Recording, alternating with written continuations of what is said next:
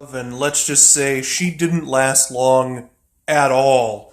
It like at, at all in the sense of like a real fight, because at first he kind of toyed with her a bit because he's like, yeah, okay, whatever, get out of my way, sort of attitude towards it. And kind of trying to give her a bit of a chance to back down, and she just wouldn't. And we're fucking speeding off in one of those like those hover one of those oh, what do they call them? They're like the cars of the Star Wars universe. They're the fucking hover cars, right? And we're speeding off in one of those, and I'm staring back behind me because I've got to see, for as long as I can see how this is going down, right? I'm curious. I need to know because these dudes have been like hyped up, by Terry. So I'm like, I need to see it.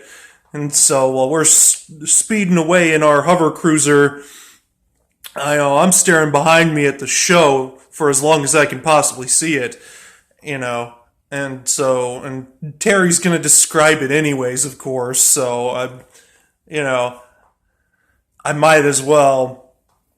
And it was kind of like he was trying to give her a chance to back down because she's technically trying to impress upon the emperor, and yeah, try and become one of the fold, and she wasn't having it. She was all about the whole dog eat dog sort of thing, and she wasn't about to share her quarry, which was us, which we were getting away at the time. So she wasn't about to share it with nobody.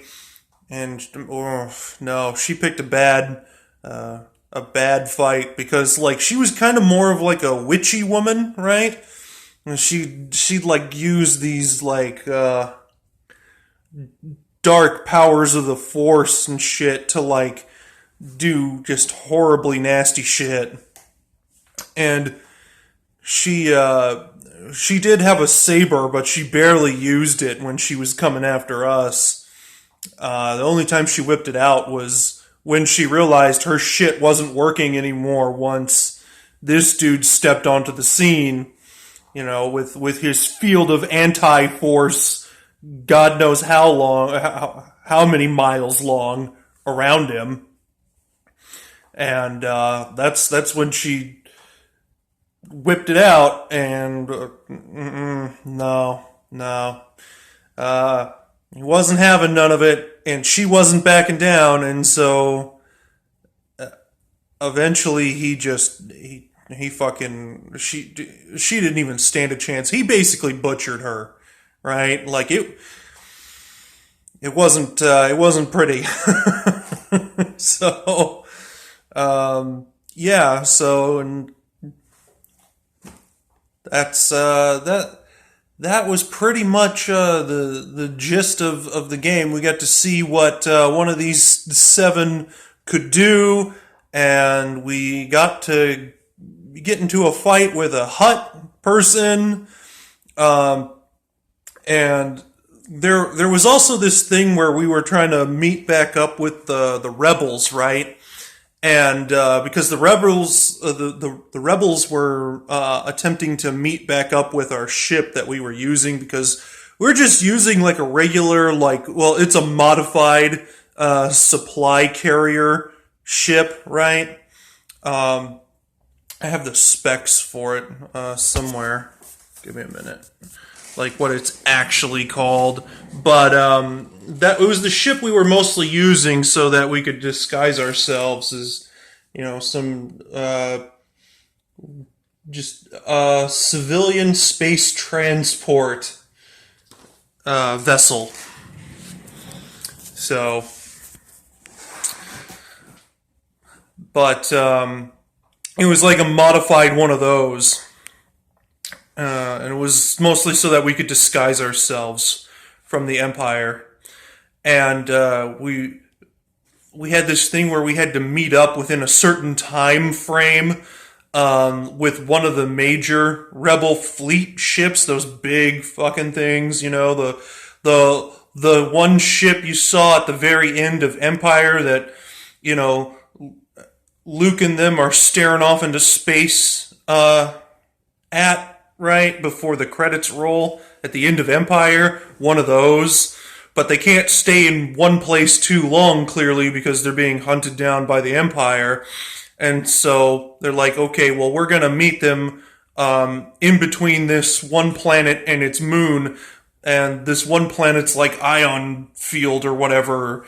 This is Terry explaining it. I don't know nothing about no ion fields, so and I went with it. I didn't give a fuck, right? But he's like, oh yeah, this one planet's ion field kind of keeps us shielded from the Empire, and for them,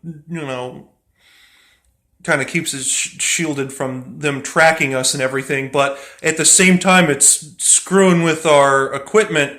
And so we were given like a time limit of how many hours they could stay around this planet, and they would like constantly circle around the moon and in between the planets. They were basically doing like a figure eight sort of thing around this planet and its moon, so that they could buy for more time.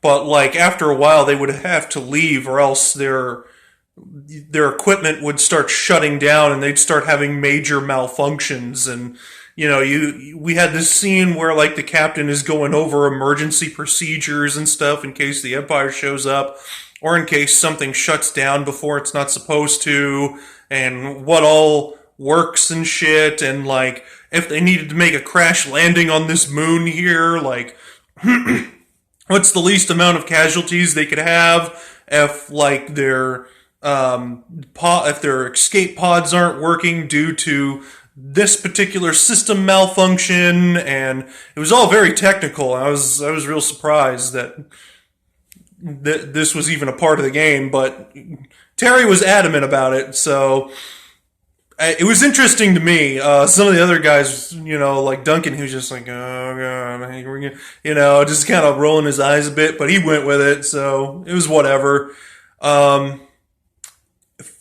Interesting to me.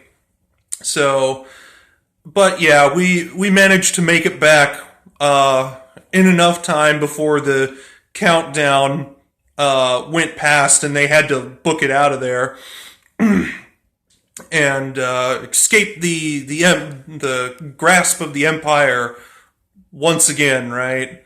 Ultimately, it was a very good game, and I'm looking forward to another round of it sometime soon. So yeah, highly recommend Star Wars, the D20 system.